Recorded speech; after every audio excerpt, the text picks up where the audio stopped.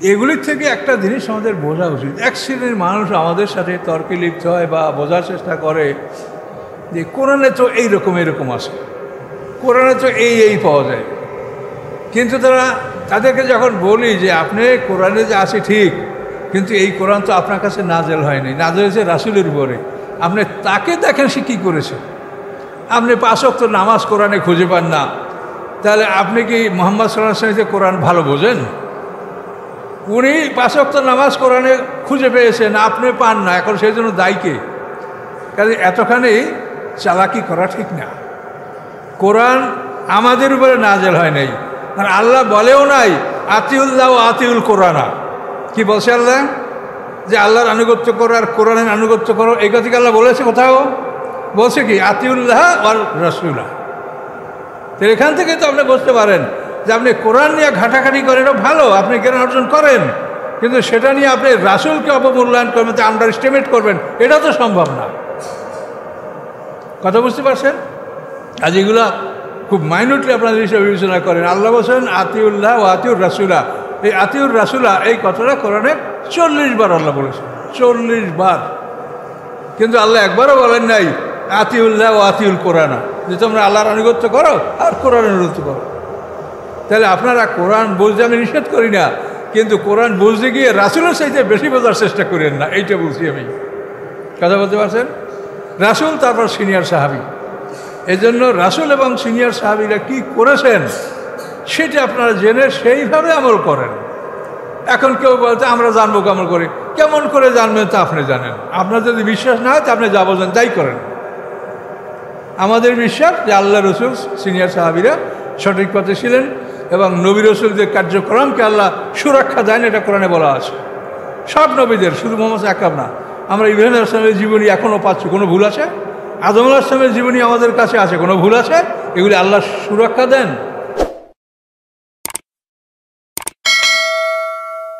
আসসালামু আলাইকুম। সম্মানিত সুধীমণ্ডলী, আমরা সূরা আহজাবের 10 নম্বর আয়াত পর্যন্ত আলোচনা করেছিলাম। তো আমরা সামনে থেকে কথা শুরু করছি ইনশাআল্লাহ। তো এই সূরাটার নামই আহজাব, খুব বড় একটা যুদ্ধ, মানে আল্লাহ রসুলের জীবনে এটাই সর্বশ্রেষ্ঠ যুদ্ধ। এরপরে যে যুদ্ধগুলো হয়েছে সেগুলি মুসলমানরাই তাদের উপর আক্রমণ করছে, যেমন মক্কা বিজয়, কাফেরদের কোনো প্রতিরোধ ছিল না। এইটাই ছিল কাফেরদের চূড়ান্ত যুদ্ধ। তো এটার উপরে আল্লাহ তাআলা একটা সূরাই নাযিল করেছেন, সূরা আল আহজাব, সম্মিলিত বাহিনী।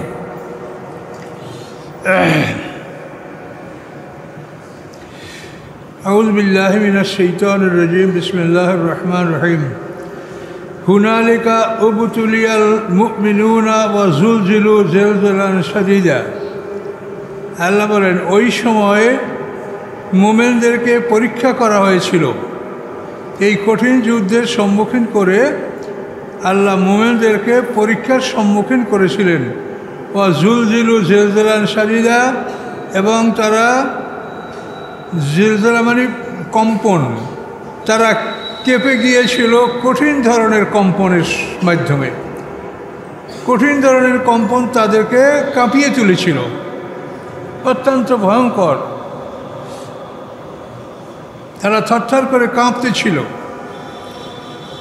যেহেতু 20,000 মুশরিক মদিনা শহরকে আক্রমণ করার জন্য সমবেত হয়েছে, আর এদিকে মুসলমানদের সৈন্য সংখ্যা মাত্র 3,000। এরা এই 3 মাইল দীর্ঘ এই পরীক্ষাকরণ করে তার উপরে যে তাদের পাহারা দেওয়া, এটা তাদের জন্য খুবই একটা কষ্টকর কাজ ছিল। এই সময় যারা মুনাফিক তারা কি বলতেছিল, ইজ ইয়াকুলুল মুনাফিকুনা ওয়াল্লাযীনা ফী কুলুবিহিম মারাদুন। যখন বলতেছিল মুনাফিকরা এবং তারা যাদের অন্তরে আছে ব্যাধি, মা ওয়াদানাল্লাহু ওয়া রাসূলুহু ইল্লা গুরুরা, আল্লাহ তাআলা রাসূল এবং মুমিনদেরকে শুধু একটা প্রতারণার ওয়াদা দিয়েছেন যে তোমরা জিতবে, কাজে এটা অসম্ভব, মুসলমানরা জিতবে না। কত বড় কথা! মা ওয়াদান আল্লাহ ওয়া রাসূলু ইল্লা গুরুরা, আমাদের সাথে আল্লাহ এবং রাসূল একটা ধোঁকা, একটা প্রতারণামূলক প্রতিশ্রুতি দিয়েছেন। আমরা এত বড় বাহিনীর সাথে কি করে আমরা জিতব? এটা বলছিল কারা? মুনাফিক এবং যাদের অন্তরে আছে ব্যাধি। তো মুনাফিক আমরা কি করে চিনব?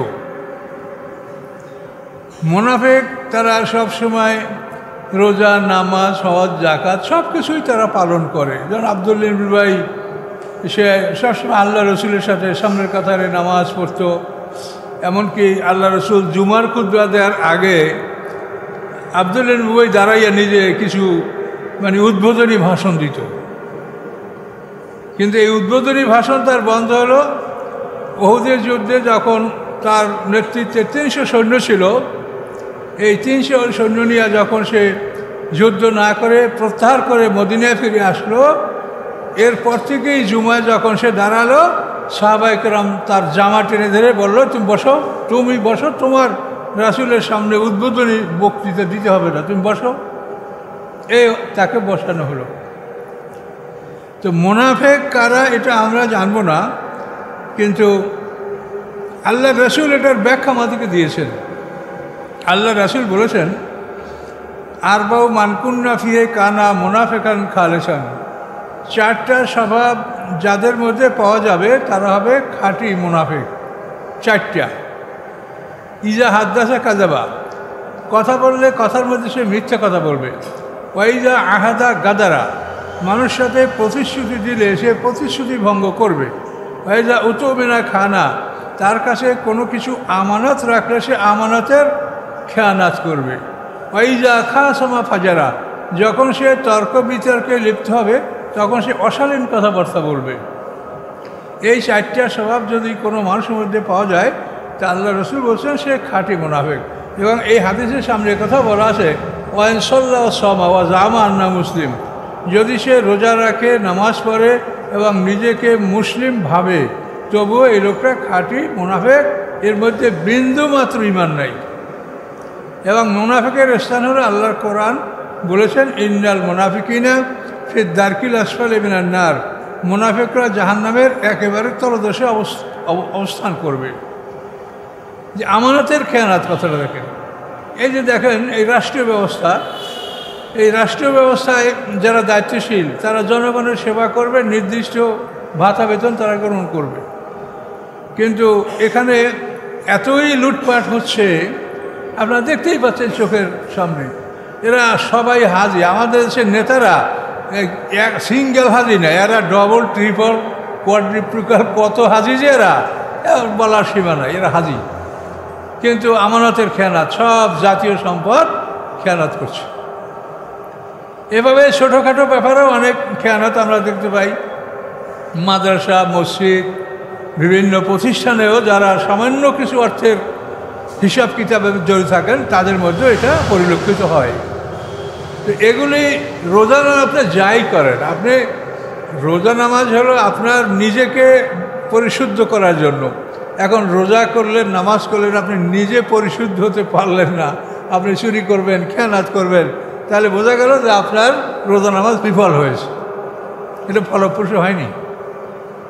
আপনার নামাজ যদি আপনাকে খেয়ানাত থেকে না ফিরায় তাহলে আপনার নামাজ ফলপ্রসূ হয়নি, এটা বুঝতে হবে।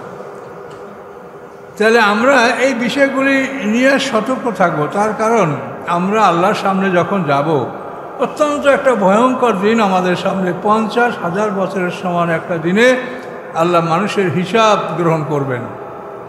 এবং কোরআনে আল্লাহ বলেছেন যে যাররা মানে অণু পরিমাণ ভালো মন্দ তোমরা সেদিন দেখতে পাবে।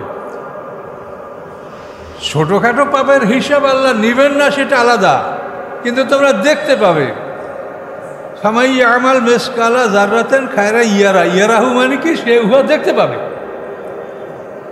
এটারও যে আল্লাহ হিসাব নেবেন, নাও নিতে পারেন, কিন্তু যে কাফের তার থেকে আল্লাহ সম্পূর্ণ হিসাব নেবেন, তাকে ক্ষমা করা হবে না।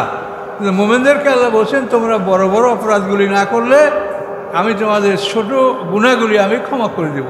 এটা কোরআনের আয়াত দ্বারাই আল্লাহ বলেছে। এন তাজতানিবু কাবায়রা মা তুনহাউনা আনহু নুকাফের আনকুম সাইয়াতিকুম ওয়া নুদখিলুকুম মুদখিলান কারীমা। যে বড় গুনাহ যদি ত্যাগ করো, যেটা কোরআনে বলা আছে, তাহলে আমি তোমাদের ছোট অপরাধগুলি ক্ষমা করে তোমাদেরকে সম্মানজনক স্থানে আমি তোমাদেরকে প্রবেশ করাবো। আল্লাহর প্রতিশ্রুতি পরিষ্কার কোরআনে। তাই বলে আমরা ইচ্ছাকৃতভাবে যেন ছোট অপরাধ না করি। অপরাধ না করে দেখেন, এই যে দুনিয়ায় যে সময়টুকু আপনারা আছে, এই সময়টুকু এতই গুরুত্বপূর্ণ যে আপনি উপর দিক তাকাইলেই পাপ, নিচে তাকান জিহ্বা নারায়ণ সব। উপর দিকে তাকাইলে আপনি পৃথিবীর যে দৃশ্যটা আপনার সামনে নজরে আসবে, তাতে হালাল হারাম ভালো মন্দ আপনি সব কিছু দেখতে পাবেন। এই জন্য আল্লাহ বলছেন তোমার চক্ষু নিচে রাখো। কুল্লিল মুমিনিন ইয়াগুদ্দু মিন আবসারিহিম। আল্লাহ বলছেন, হে রাসূল, আপনি মুমিনদেরকে বলেন যে তোমরা চক্ষু নিচের দিকে রেখে চলাফেরা করো। একটু চক্ষু উঁচু করলেই, ডান বামে তাকাইলে আপনি এমন কিছু দেখতে পাবেন যেটা দেখা আপনার আমার জন্য হারাম। ইন্না সামা ওয়াল বাসারা ওয়াল ফুয়াদা কুল্লুন উলাইকা কানা আনহু মাসউলা। আল্লাহ বলছেন তোমার চোখ, কান, অন্তর এর প্রত্যেকটাকেই জিজ্ঞাসা করা হবে। তুমি চোখে দেখছো, কানে শুনছো, হৃদয় দ্বারা তুমি অনুভব করছো। এই জন্য তিনটা জিনিস কাল, ইন্না সামা ওয়াল বাসারা ওয়াল ফুয়াদা, তোমার চোখ, কান, হৃদয় সব কিছুকেই জিজ্ঞাসা করা হবে। তাহলে আমাদের সতর্ক থাকতে হবে, আমরা চোখ নিচে রেখে চলাফেরা করব, আর সবসময় জিহ্বাটাকে চালু রাখবো। সুবহানাল্লাহ, আলহামদুলিল্লাহ, লা ইলাহা ইল্লাল্লাহ, আল্লাহু আকবার। আপনি সূরা ফাতিহা পড়তে থাকেন, আপনি সূরা ইখলাস পড়তে থাকেন, আপনার আমলনামায় অসংখ্য নেক আল্লাহ জমা করে দিবেন। কাজে এই জন্য এই সুযোগটা আপনি নষ্ট করেন না। জীবনে যতটুক সময় আছে এইটুকুতে যথাসাধ্য আপনি আপনার আয়টা করে নেন। বিশাল একটা জীবন সামনে, এই জীবনের জন্য আপনি কি করেছেন তা আল্লাহ বলেছেন, অলতানজুর নাফসুম মা কদ্দামাত লিগাদ। মানুষ যেন দেখে যে আগামী দিনের জন্য সে কি অগ্রে প্রেরণ করেছে, এটা দেখতে বলছে আপনাকে। 1000 বছরের সমান একদিন, তা আমাদের তো একদিনের খরচও হবে না। পরকালে জান্নাতে যে নেয়ামত আল্লাহ দেবেন তার একদিনের খরচ হবে আমাদের নেকামলে বলেন। আল্লাহ বলছেন আমি তোমাদেরকে নেয়ামতটা বাড়িয়ে দেব, কিন্তু তোমরা আমার হুকুম মানো, আমি তোমাদেরকে নেয়ামত বাড়িয়ে দেব। কাজী আমরা যেন সেইভাবে জীবনের বাকি যা চলে গেছে বাকি অংশটা যেন সেভাবে আমরা চলতে পারি। তাহলে এই মুনাফিকরা তখন মুমিনদেরকে আরও নিরুৎসাহিত করলো, ডিসকারেজ করলো যে আল্লাহ এবং রাসূল প্রবঞ্চনা ছাড়া কিছুই করেননি তোমাদের সাথে, তোমরা জিততে পারবে না। ইসকালা তায়ফাতু মিনহুম ইয়া আহলা ইয়াসরিবা লা মুকামা লাকুম ফারজিউ। স্মরণযোগ্য যখন একটা দল এই মুনাফিকদের মধ্যে হতে তারা বলতেছিল, ইয়া আহলা ইয়াসরিবা, হে আহলি ইয়াসরিব। মদিনা শহরে আল্লাহ রসুল হিজরত করার আগে এই শহরটার নাম ছিল ইয়াসরিব, এবং হযরত ঈসা আলাইহিস সালামের জন্মের 1600 বছর আগে এই শহরটা প্রতিষ্ঠিত হয়েছে। খুব প্রাচীন শহর, কিন্তু এটার নাম ছিল ইয়াসরিব। আল্লাহ রসুল হিজরত করার পরে এই শহরের নাম হয় মদিনাতুর রাসূল, রাসূলের শহর। তো তাদের একদল বলল, ইয়া আহলা ইয়াসরিবা, হে ইয়াসরিববাসী, লা মুকামা লাকুম, তোমাদের কোনো অবস্থান নেই, তোমরা এই বাহিনীর সাথে যুদ্ধে জিততে পারবে না। ফারজু, অতএব তোমরা তোমাদের গৃহে ফিরে যাও। আর ওই আস্তাযনু ফারিকুম মিনহুম, এবং তাদের একদল রাসূলের কাছে অনুমতি চাচ্ছিল, কি বলে, ইয়াকুলুনা, তারা বলতেছিল, ইন্না বুয়ুতুনা আওরাতুন, নিশ্চয়ই আমাদের ঘরগুলি আওরাত। আওরাত মানে নারী না, আমাদের ঘরগুলি অরক্ষিত। আওরাত শব্দের অর্থটাই হলো অরক্ষিত। তো ওরা বলছে আমাদের বাড়িঘরগুলি আওরাত, মানে আমাদের বাড়িঘরগুলি অরক্ষিত, কাজে আমরা না গেলে আমাদের ক্ষয়ক্ষতি হবে। তো এখান থেকে কোরআনের ভাষা থেকে আপনি বোঝেন যে আওরাত শব্দের অর্থই হলো অরক্ষিত। কাজে অরক্ষিত যে জিনিস আল্লাহ বলেছেন সেটাকে আপনি রক্ষা করবেন না, না পুরুষের মতো তাদেরকে সুরক্ষিত মনে করবেন বলেন? যদি তাদেরকে আপনি পুরুষের মতো সুরক্ষিত মনে করেন তাহলে তো আপনি আপনার আল্লাহর কথার বিপরীত কাজ করলেন। কোরআন থেকে পরিষ্কার কথাটা বলেন।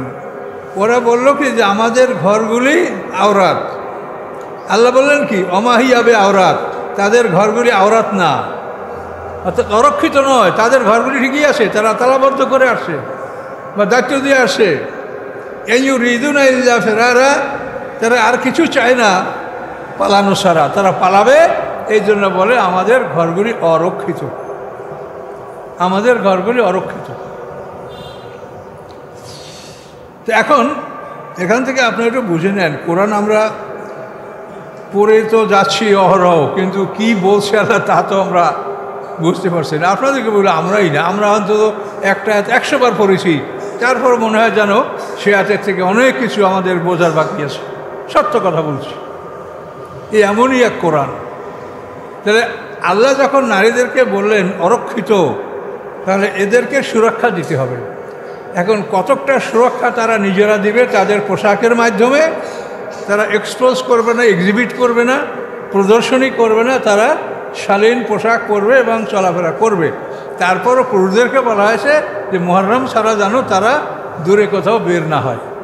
এই সুরক্ষা দেওয়ার জন্য আপনাকে বলা হয়েছে যে তাদেরকে নিরাপদ স্থানে তাদেরকে রাখা হোক এবং পোশাকের মাধ্যমে তারা নিজেরা নিজেদের সুরক্ষা গ্রহণ করুক।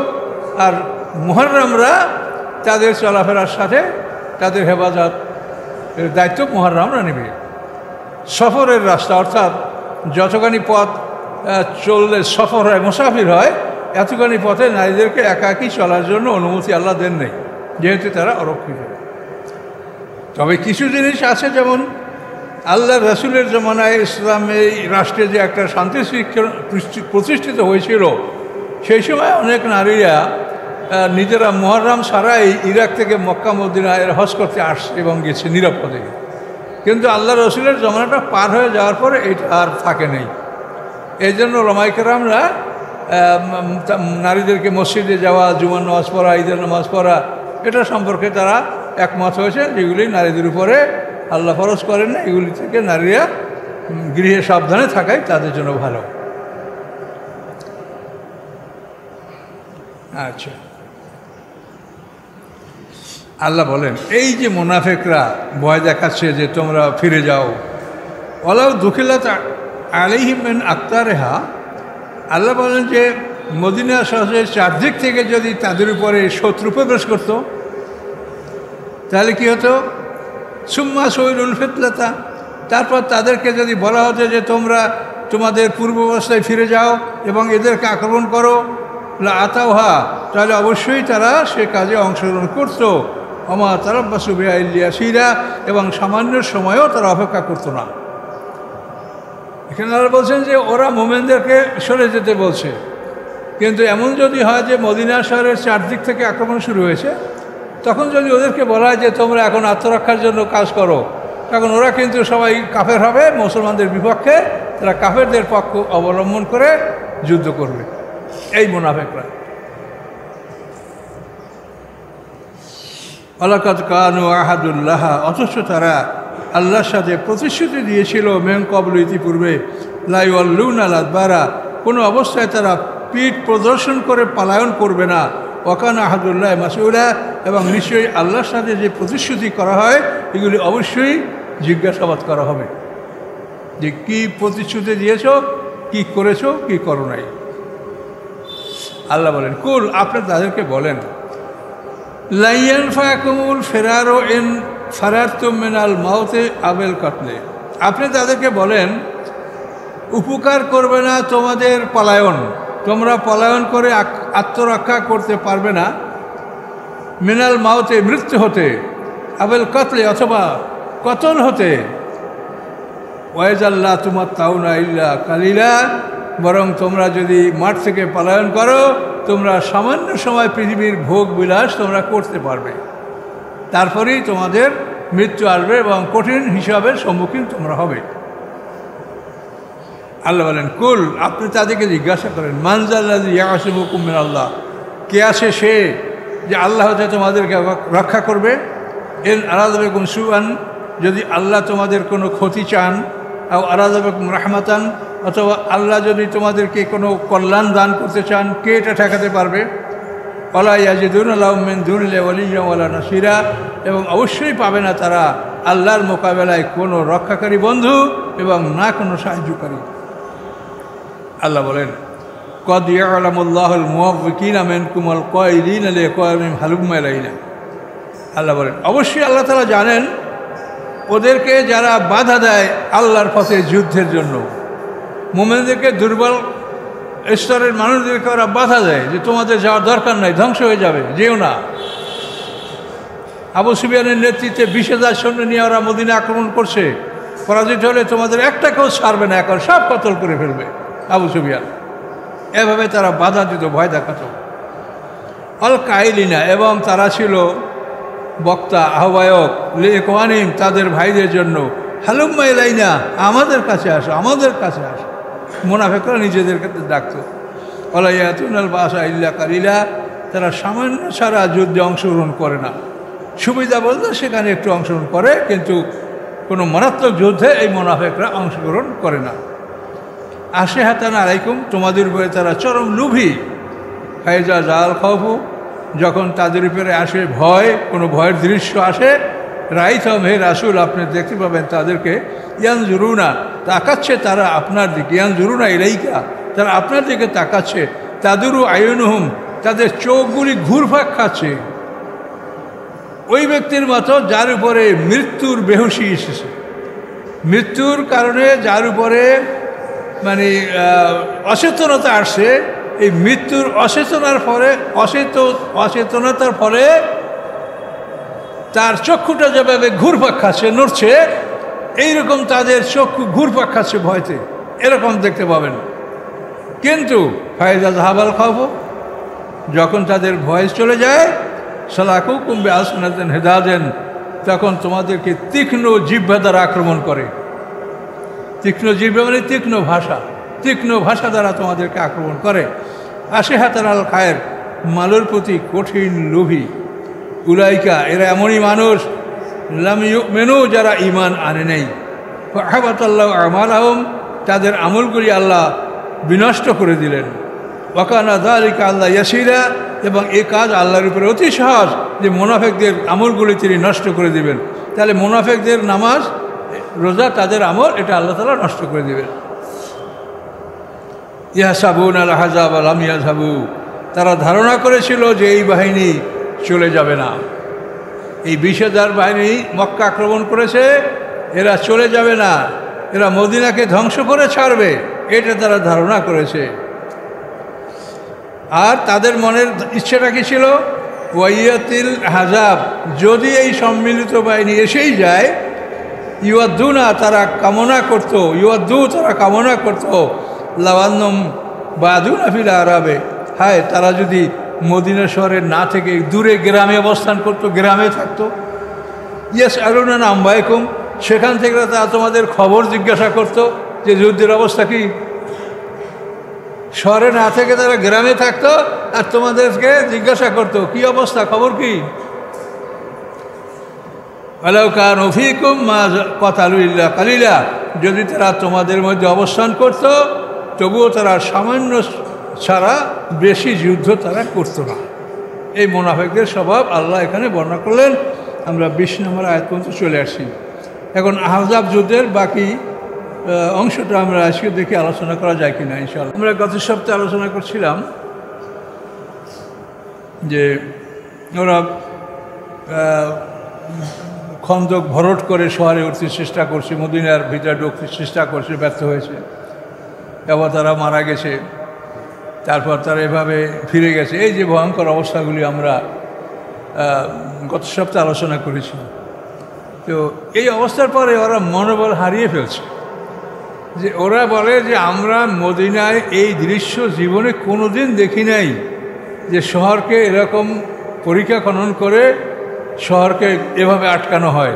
কাজে আমরা এই দৃশ্য কোনো দিন দেখিনি, এটার মোকাবেলা করার ক্ষমতা আমাদের নাই। কিন্তু তারপরও ওরা 20,000 মানুষ, মক্কার সব কাফের কুরাইশ, গোতবান, আশজা, কিনানা, এভাবে সব গোত্র একত্রিত হয়ে তারা 20,000 সৈন্য নিয়ে আসে। এখন যদি ফিরে যায় বিফল হয়ে, তাহলে আর কি আছে তাদের জন্য? এই জন্য তারা খুবই মনোবল হারিয়ে ফেলল যে আমরা করবোটা কি? ওখানে যে আমরা একটা পাথরও মারতে পারি না, তীরও মারতে পারি না। তীর মারলে ওই যে 5-7 গর্ত গভীর আর মাটিটা এক সাইডে, তাহলে উচ্চতা তো 10 হাত হয়ে যাচ্ছে। তাহলে এখন তারা এই মনোবল হারিয়ে তাদের স্থানে আবু সুফিয়ান তো মাজমাউল আসিয়ালে, যেটা নিম্ন অঞ্চল, উহুদ পাহাড়ের পশ্চিম অঞ্চল, আর ওরা আসাদ গোতফান, সেনাপতি হলো উয়াইন ইবনে হাসান ফাজারি, মালেক আউফ ইবনে মালেক। তো এরা তো উঁচু অঞ্চলে, অর্থাৎ উহুদ পাহাড়ের পূর্বাঞ্চলে এরা। তো আল্লাহ রসুল সাহাবায়ে কেরামদেরকে বললেন যে তোমাদের মধ্যে একজন দাঁড়াও, আজ রাত্রে আবু সুফিয়ান কি সিদ্ধান্ত করে এইটা তোমরা জেনে আমাকে এসে বলবে। এটাই হবে তার কাজ, অন্য কিছু না। কাউকে মারবে না, আক্রমণ করবে না, চুপে চুপে এটা জেনে আসবে। তো এই মদিনার সাথে আবু সুফিয়ানের অবস্থাটা যত 6 কিলোমিটার দূরে ছিল, উহুদ পাহাড়ের পশ্চিম সাইডে। তো প্রচণ্ড শীত, বাতাস, তারপরে মাঝে মাঝে হালকা বৃষ্টি। এখন আল্লাহ রসুল বলছেন তোমরা একজন দাঁড়াও, কেউ দাঁড়ায় না। এরপরে আছে আবার বললেন তোমরা একজন দাঁড়াও, কেউ দাঁড়ায় না। এরপরে আল্লাহ রসুল 2 রাকাত নফল নামাজ পড়লেন। নফল নামাজ পড়ে আল্লাহ রসুল বললেন হুযায়ফা ইয়ামানি দাঁড়াও। তো হুযায়ফা ইয়ামানি দাঁড়ালেন। যেহেতু আল্লাহ রসুল যদি কাকে ডাক দেয় এবং রসুলের ডাকে সাড়া না দেওয়া হয়, তো তার ঈমান শেষ। এটা কোরআনে স্পষ্ট বলা আছে। রাসূলের ডাকে যদি কেউ সাড়া না দেয়, তার ওইখানেই তার ঈমান শেষ। এত বড় কড়াকড়ি কথা বলছে। এগুলির থেকে একটা জিনিস আমাদের বোঝা উচিত। এক শ্রেণীর মানুষ আমাদের সাথে তর্কে লিপ্ত হয় বা বোঝার চেষ্টা করে যে কোরআনে তো এইরকম এরকম আছে, কোরআনে তো এই পাওয়া যায়। কিন্তু তাদেরকে যখন বলি যে আপনি কোরআনে যে আছে ঠিক, কিন্তু এই কোরআন তো আপনার কাছে নাজেল হয়নি, নাজেল হয়েছে রাসূলের উপরে। আপনি তাকে দেখেন সে কী করেছে। আপনি 5 ওয়াক্ত নামাজ কোরআনে খুঁজে পান না, তাহলে আপনি কি মুহাম্মদ সাল্লাল্লাহু আলাইহি ওয়াসাল্লাম কোরআন ভালো বোঝেন? উনি 5 ওয়াক্ত নামাজ কোরআনে খুঁজে পেয়েছেন, আপনি পান না, এখন সেই জন্য দায়ী কে? কাজে এতখানি চালাকি করা ঠিক না। কোরআন আমাদের উপরে নাজেল হয় নাই, আর আল্লাহ বলেও নাই আতিউল্লাহ ও আতিউল কোরআনা। কি বলছে আল্লাহ? যে আল্লাহর আনুগত্য করো আর কোরআনের আনুগত্য করো। এই কথা কি আল্লাহ বলেছে কোথাও? বলছে কি আতিউল্লাহ আর রাসূলা। তো এখান থেকে তো আপনি বুঝতে পারেন যে আপনি কোরআন নিয়ে ঘাটাঘাটি করেন, এটা ভালো, আপনি জ্ঞান অর্জন করেন, কিন্তু সেটা নিয়ে আপনি রাসূলকে অবমূল্যায়ন করবেন, আন্ডার এস্টিমেট করবেন, এটা তো সম্ভব না। কথা বুঝতে পারছেন? আজ এগুলো খুব মাইনুটলি আপনাদের হিসেবে বিবেচনা করেন। আল্লাহ বলছেন আতিউল্লাহ ও আতিউর রাসূলা। এই আতিউর রাসূলা এই কথাটা কোরআনে 40 বার আল্লাহ বলেছেন, 40 বার। কিন্তু আল্লাহ একবারও বলেন নাই আতিউল্লাহ ও আতিউল কোরআনা, যে তোমরা আল্লাহর আনুগত্য করো আর কোরআনের আনুগত্য করো। তাহলে আপনারা কোরআন বুঝতে আমি নিষেধ করি না, কিন্তু কোরআন বুঝতে গিয়ে রাসূলের চাইতে বেশি বোঝার চেষ্টা করেন না, এইটা বলছি আমি। কথা বলতে পারছেন? রাসূল, তারপর সিনিয়র সাহাবী। এজন্য রাসূল এবং সিনিয়র সাহাবীরা কি করেছেন সেটা আপনারা জেনে সেইভাবে আমল করেন। এখন কেউ বলতে আমরা জানবো কেমন করে, কেমন করে জানবেন তা আপনি জানেন। আপনার যদি বিশ্বাস না হয় তা আপনি যা বোঝেন তাই করেন। আমাদের বিশ্বাস যে আল্লাহ রসুল সিনিয়র সাহাবীরা সঠিক পথে ছিলেন এবং নবী রসুলদের কার্যক্রমকে আল্লাহ সুরক্ষা দেন, এটা কোরআনে বলা আছে। সব নবীদের, শুধু মোহাম্মদ আকরাম না। আমরা ইব্রাহিম আলাইহিস সালামের জীবনী এখনও পাচ্ছি, কোনো ভুল আছে? আদম আলাইহিস সালামের জীবনী আমাদের কাছে আছে, কোনো ভুল আছে? এগুলি আল্লাহ সুরক্ষা দেন। এরপরে হুযায়ফা ইয়ামানি বললেন যে আমি আল্লাহ রসুলের ডাকে সাড়া না দিয়ে পারছি না, আমি আল্লাহ রসুল বলে আমার কাছে আসো। আমি আসলাম। হুযায়ফা ইয়ামানি হল আল্লাহ রসুলের রাজদান সাহাবী, বিশেষ সাহাবী একজন হুযায়ফা ইয়ামানি। তো আসার পরে আল্লাহ রসুল বলেন যে তুমি প্রস্তুতি নাও, তোমার তীর ধনুক তলোয়ার সাথে নাও, এরপর তুমি এখান থেকে সোজা আবু সুফিয়ানের তাঁবুতে চলে যাবে এবং শুনবে শুধু যে আবু সুফিয়ান আজ রাতে কী সিদ্ধান্ত গ্রহণ করে। তো হুযায়ফা ইয়ামানি বলেন যে আমি যথেষ্ট ভীত ছিলাম, তারপর আমি আল্লাহ রসুলের আদেশ মেনে যখনই আমি রওনা করলাম, সাথে সাথে মনে হচ্ছে যে আমাকে চতুর্দিক থেকে একটা গরম আবহাওয়া আমাকে ঘিরে রেখেছে। এটা গরম আবহাওয়া, একটু শীত করে না, একটু কষ্ট না, এরকম একটা সুন্দর আবহাওয়া। আমি এই আবহাওয়ার মধ্যে অগ্রসর হচ্ছি। চলতে চলতে আমি ওই 6 কিলোমিটার দূর মাজমাউল আসিয়ারে আমি উপস্থিত হলাম। অনেক তাঁবু, অনেক লোকজন সেখানে, তো 20,000-এর 15,000-ই প্রায় এই তাঁবুতে, আবু সুফিয়ানের এই অঞ্চলে। অনেক খোঁজাখুঁজির পরে আমি আবু সুফিয়ানের তাঁবু খুঁজে পেলাম। খুঁজে পেয়ে তার তাঁবুর কাছে আমি অবস্থান নিলাম। অবস্থান নিয়ে দেখি যে আবু সুফিয়ান খানা খাচ্ছে, এবং আমি এমন অবস্থানে ছিলাম যে এখনই আবু সুফিয়ানকে হত্যা করতে সক্ষম। আমি একটা তীর আমার ধনুকের সাথে লাগালাম, লাগিয়ে আমি তাক করলাম যে আবু সুফিয়ানকে আমি মেরে ফেলি। কিন্তু তখনই মনে পড়লো আল্লাহ রসুলের কথা। আল্লাহ রসুল বলছেন যে তুমি খবর নিয়ে আসবে, আর কিছু করবে না। তখন আবার আমি তীরটা ধনুক থেকে নামিয়ে তুনের মধ্যে ভরে রাখলাম। এরপরে আমি স্বাভাবিকভাবে তাদের মধ্যে অবস্থান করলাম। আবু সুফিয়ান খানা শেষ করে বলে যে আমার একটা জরুরি কথা আছে, তোমরা সবাই দেখো তোমাদের ডান বানে শত্রু বাহিনীর কোনো লোক আছে কি না, এটা দেখো, আমি তারপর কথাটা বলছি। তখন হুযায়ফা ইয়ামানি বলেন যে এবার আমি একটু ভিতরে পড়েছি, যে এবার যদি আমাকে ওরা শনাক্ত করে ফেলে। তা আমি ওদের মাঝে খুব শক্ত হয়ে বসলাম। বসার পরে আমার সামনে যে লোক, তার পিছনে এক থাপ্পড় মেরে বললাম, এই তুমি কে? ও বলে সুবহানাল্লাহ, তুমি ছিল না মারে? আমি তো অমুকের ছিল, অমুক। তো ঠিক আছে, বসো, আর তোমাদের ডান বামে দেখো যে শত্রু বাহিনীর কোনো লোক আসে নাকি। এখন সবাই ডান বামে তাকাই দেখে, উনি তো নিজেই নেতা, ওনাকে কে দেখবে? ওনার দিকে আর কেউ তাকায় না।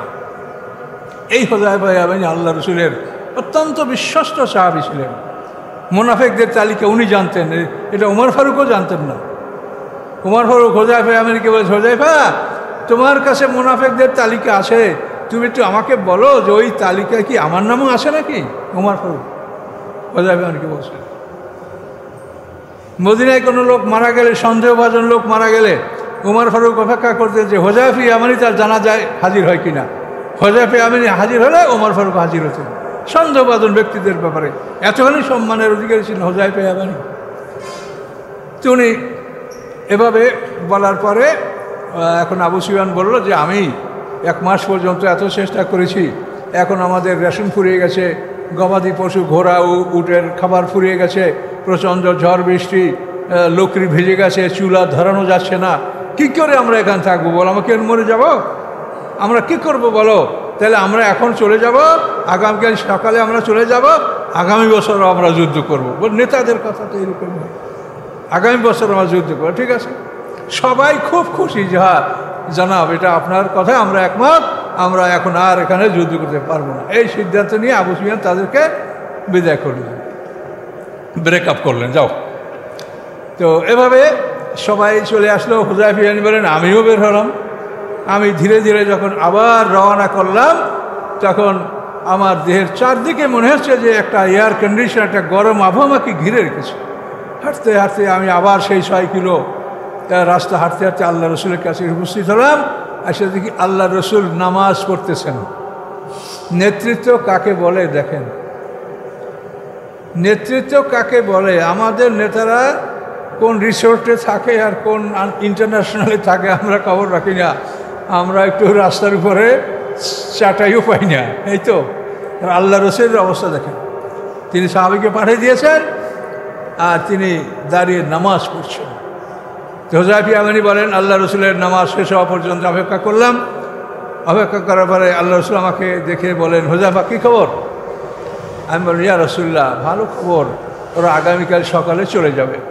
হুযায়ফা ইয়ামানি বলেন এই কথা শুনে আল্লাহ রসুল হাসলেন। সে রাতের অন্ধকারে আল্লাহ রসুল দাঁত মোবারক আমি দেখতে পেয়েছিলাম। এরপরে আল্লাহ রসুল আমাকে বললেন, হুযায়ফা তুমি এত রাতে কোথায় যাবে? তুমি আমার এই কম্বলের মধ্যে শুয়ে থাকো। তো হুযায়ফা ইয়ামানি বলেন যে আল্লাহ রসুল শুলেন, আমি তার পায়ের কাছে শুয়ে থাকলাম, এমন অবস্থায় যে আল্লাহ রসুলের কদম আমার বুকে স্পর্শ করতেছিল। খুব আরামে আমি রাতের বাকি অংশটা ঘুমালাম। এরপরে ফজরের আজান হলো, আল্লাহ রসুল আমাকে ডাক দিলেন, কুম ইয়া নাওমানো, হে ঘুমান্ত জাগো। এভাবে আল্লাহ রসুল আমাকে ডাক দিলেন, আমি জেগে উঠলাম। আমার জীবনের এই দিনটি সবচেয়ে সুন্দর দিন যে আমি আল্লাহ রসুলের কম্বলের মধ্যে আমি ঘুমিয়েছিলাম।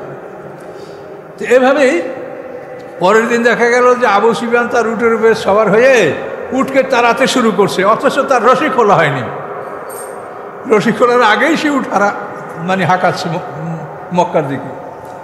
এই ব্যস্ততা নিয়ে তারা যখন সব মক্কার দিকে ছুটল, তো ওই পূর্ব সাইডে যারা ছিল ওরা দেখলো যে আবু সুফিয়ান চলে যাচ্ছে, তা আমরা কেন থাকবো, ওরাও চলে গেল। এইভাবে এই 20,000 সৈন্য নিষ্ফল অকৃতকার্য হয়ে তারা আবার সেই মক্কার দিকে ফিরে গেল। এবং এটাই ছিল কাফেরদের সর্বশেষ আক্রমণ।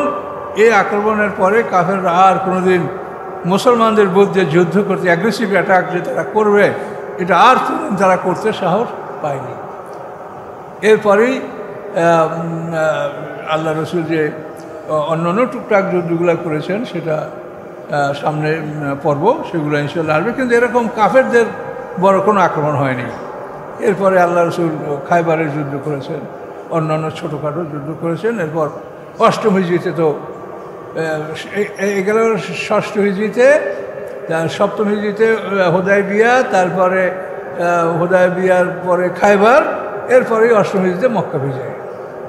কাফেরদের সব শক্তি একেবারে সর্বশেষ, আর তাদের কোনো আশা থাকলো না।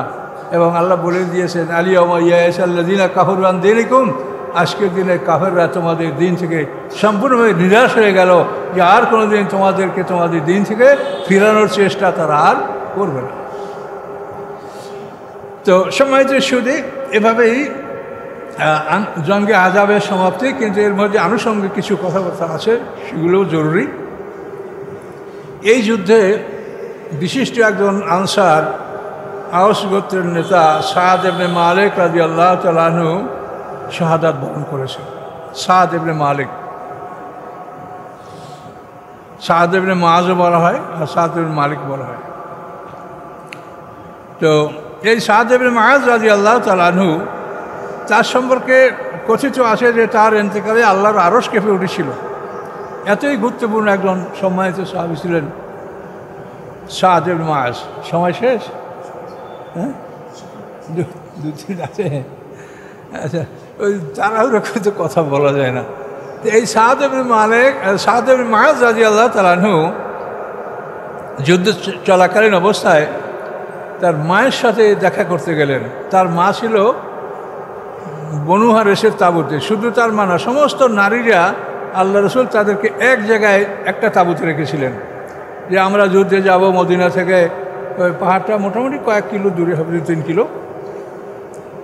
তো নারী যাতে সুরক্ষিত থাকে এই জন্য তাদেরকে একটা তাঁবুতে রেখেছিলেন। ওই তাঁবুতে আল্লাহ রসুল স্ত্রীগণও ছিলেন, আয়েশা সিদ্দিকা ছিলেন, তারপর সাদ ইবনে মুআয রাদিয়াল্লাহু তাআলা মাও ছিলেন।